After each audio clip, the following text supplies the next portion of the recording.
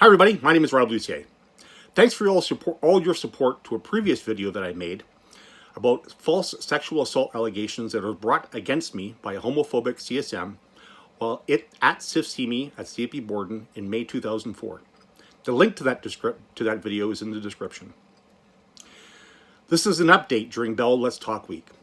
The info here supplied was sent to me by our Liberal Member of Parliament who saw the previous video.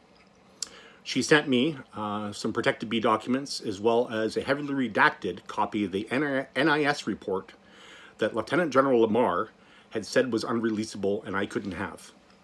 A copy of that email is in the previous video. Link is in the description.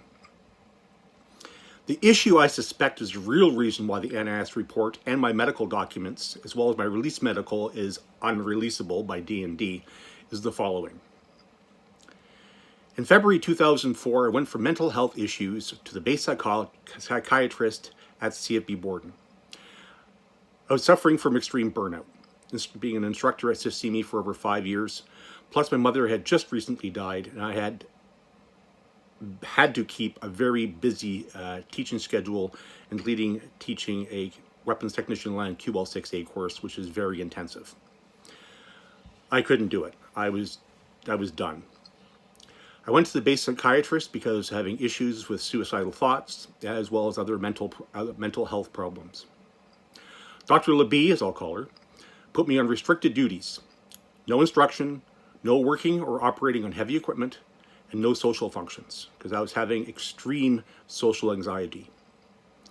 She issued me a chit with those instructions, as well as put me on 2 prescriptions. Celexa, an antidepressant, and olanzapine, an antipsychotic, 30 milligrams of both per day. When I presented this chit and my med information to my direct superior, MWM, I'll call him, he said no, that I was returning to duty, and I would instruct on the next Leopard C2 main battle tank course within a month. That I needed to prepare for that course, including all the materials, as well as get 2 battle tanks ready to go. I also was told not to go back to the MIR. Having no recourse, I did teach that course with one other instructor plus 10 students with 2 tanks. Now, if any of you worked on tanks before or know anything or been a crewman in a tank, you can know how dangerous this is. Heavy equipment in a small confined space, lots of things can go wrong on an electro-hydraulic stabilized weapons platform. Even being in sound health on no medications, this is still a dangerous proposition and a dangerous instruction time. Luckily for me, no one was seriously injured and no one was killed during this course, although I still have nightmares about it to this very day. I was repeatedly put in situations directly against doctor's orders, leading up to and including the alleged incident on May 14, 2004, which was the topic of the previous video. In the information that's been sent to me, I have learned that homophobic CSM, which is MWL, we'll call him, who had said publicly that gays should not be in the military, found out I was gay, and of course, because he was a CSM in my company, knew of my medical status.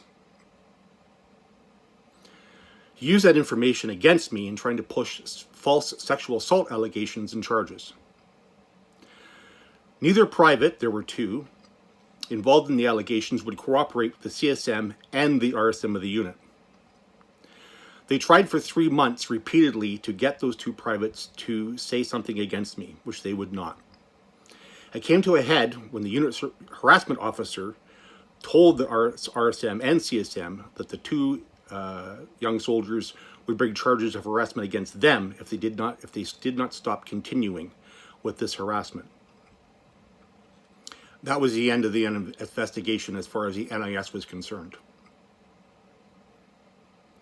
D&D and the Chief of Defense Staff have continued to keep these documents, the NIS report and my medical documents, including my release medical documents, unreleasable. I suggest, or guess, is to save careers and avoid any possible litigation and to save face at D&D. My question now is how many others have been put in the same situation by their superiors? How many other people are out there right now who were put through that kind of mental stress, released and tossed to the curb with no way of recourse or no way of redress? I imagine there's many of us. I can't be the only one. During this Bell Let's Talk Week, talk. If you were a member of the Canadian Armed Forces, either previous or currently, that have gone through any of these types of harassment by a superior, please speak up. Seek help. Do not at any time think your superiors have your best interest in mind.